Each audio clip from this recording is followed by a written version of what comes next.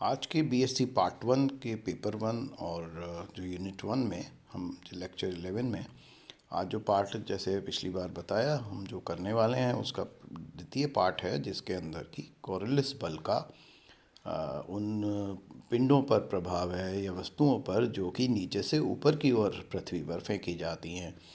और तो उदग्र जो फेंके गए पिंड पर कोरियलिस बल का प्रभाव वो हम इस इक्वेशन में करेंगे।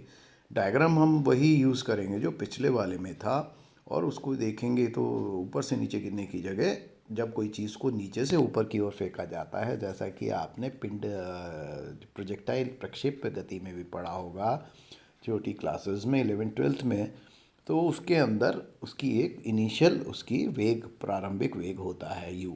तो हम इसको अब मार्क कर दें, दिशा वही रखेंगे z दिशा।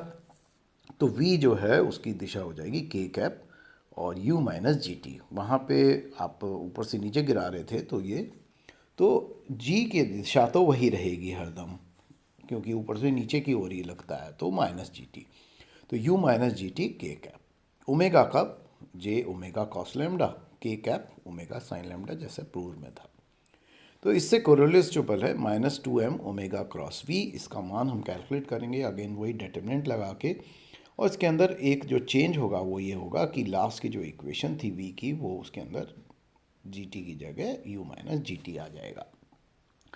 बाकी पूर्व की तरह अगेन उसकी दिशा वही रहेगी, लेकिन अब इसके अंदर अगर आप देखें तो जब नीचे से ऊपर की ओर जा रहा है तो वो उसका जो विस्थापन है वो पश्चिम की ओर हो गया है, वेस्ट की ओर हो गया है। अब प्रारंभिक करने से तो पहले ऊपर जाएगा, थोड़ा विस्थापित होगा और उसके बाद वापस नीचे गिरेगा वो। तो हमें इसके अंदर जो कैलकुलेशन है उसके अंदर दो टर्म्स आएंगी, मीन्स इसके अंदर ऐड हो जाएगा अब जो भी विस्थापन का मान है, क्योंकि अब जो ऊपर से नीचे गिरेगा तो वो अब फ्री फॉल होगा। और जो पुरानी इक्वेशन है हम पिछले लेक्चर की, जिसके अंदर नीचे गिर अपने आप गिर गया था पिंड, तो उसको इस क्वांटिटी के साथ ऐड करना पड़ेगा हमें। तो ये एक इसके अंदर मेजर हमारा जो चेंज है वो होगा। तो हमारी क्वांटिटी बन गई minus iota cap 2m omega u minus g t cos of lambda, और ये पश्चिम की ओर है। लेकिन अब ये जो बल है वो इधर की तरफ डायरेक्शन में कर रहा है, रहेगा वो हॉरिजॉन्टली। इसको सॉल्व करें और समाकलन करें जिससे कि हम इसका विस्थापन कैलकुलेट कर सकें। तो पहली बार इंटीग्रेशन करने पर d x by d t minus 2m omega g. अब यहाँ पे एक प्रॉब्लम जो आएगा वो ये है कि इसके अंदर u बाई जी टी हो गया। आप g को बाहर निकाल लें, उससे इजी हो जाता है, तो u by g minus t रह जाएगा ऊपर। और अब इसको जब कैलकुलेट करेंगे तो ये t का टी स्क्वायर बाई 2 हो जाएगा, और जो पहली टर्म है u माइनस जी टी में से वो u टी बाई जी आ जाएगा।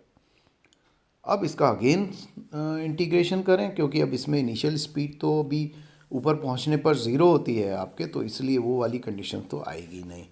तो इसको आप सॉल्व करें, इंटीग्रेट करेंगे तो again x is equal to omega g t cos lambda u by g t square minus t cube by c t और c।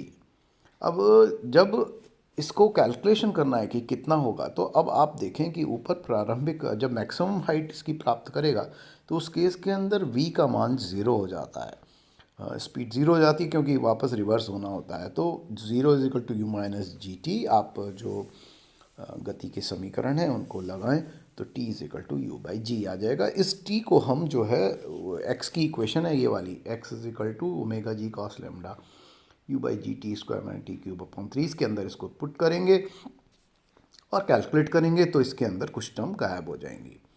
तो t को u बाई करें तो ये टी क्यूब की टर्म आ गई, तो इधर भी कुछ टर्म हो गई, कॉमन हो गया ये, तो 1 माइनस 1/3 हो जाएगा ये। तो इससे 1 माइनस 1/3 इज़ -2/3। तो ये यहाँ पे ये इक्वेशन में -2/3 omega g cos lambda u by g cube आ जाएगा। ये इक्वेशन हमारी फॉर्म हो जाएगी।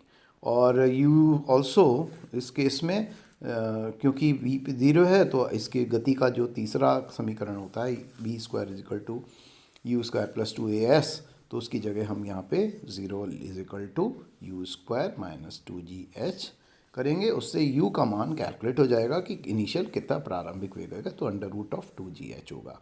इस u को यहाँ पे यहाँ रख दें तो ये जो इक्वेशन है ये बन जाएगी -2/3 omega g cos of lambda 2h/g 3/2।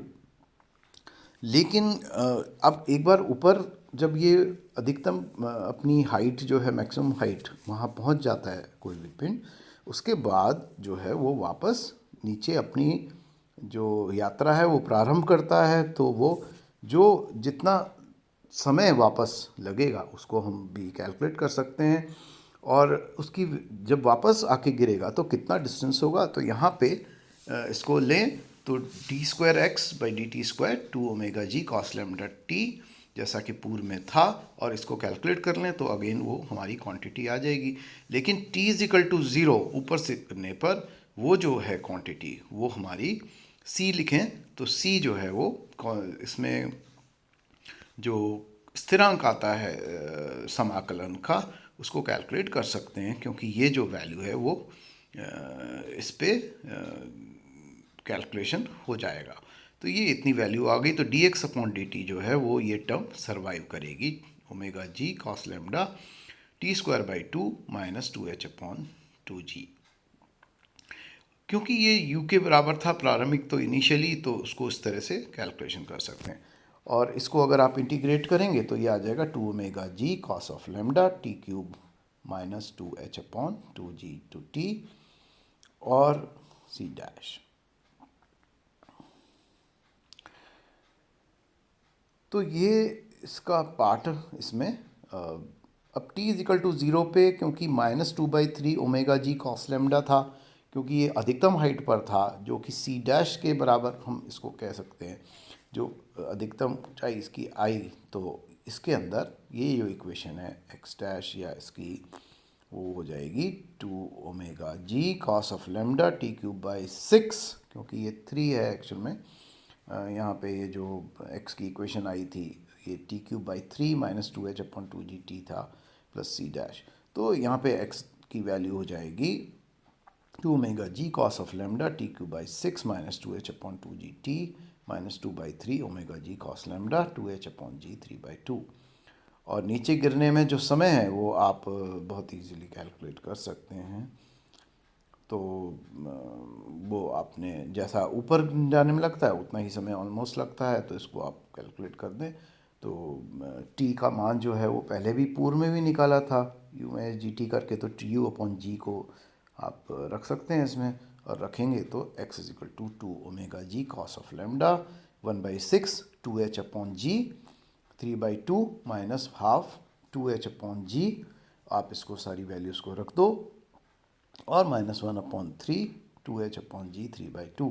इससे जो x की मान है वो आ जाएगा -4/3 ω/g cos लैम्डा 2h/g 3/2, और माइनस जो है वो ये वैल्यू इसकी हो जाएगी। ये हो गया अब हमारा कंप्लीट इसके अंदर पार्ट। अब हमारे पास जो टॉपिक इस चैप्टर में रह गए हैं वो है कि इसमें फोको पेंडुलम और इस कोरियोलिस बल का जो पृथ्वी पर जितने भी हमारे इवेंट्स होते हैं उनके ऊपर क्या प्रभाव पड़ता है। तो नेक्स्ट लेक्चर्स में हम इनको नेक्स्ट वीक करके इसको समाप्त करेंगे, and then we will start the unit 2 which is relativity.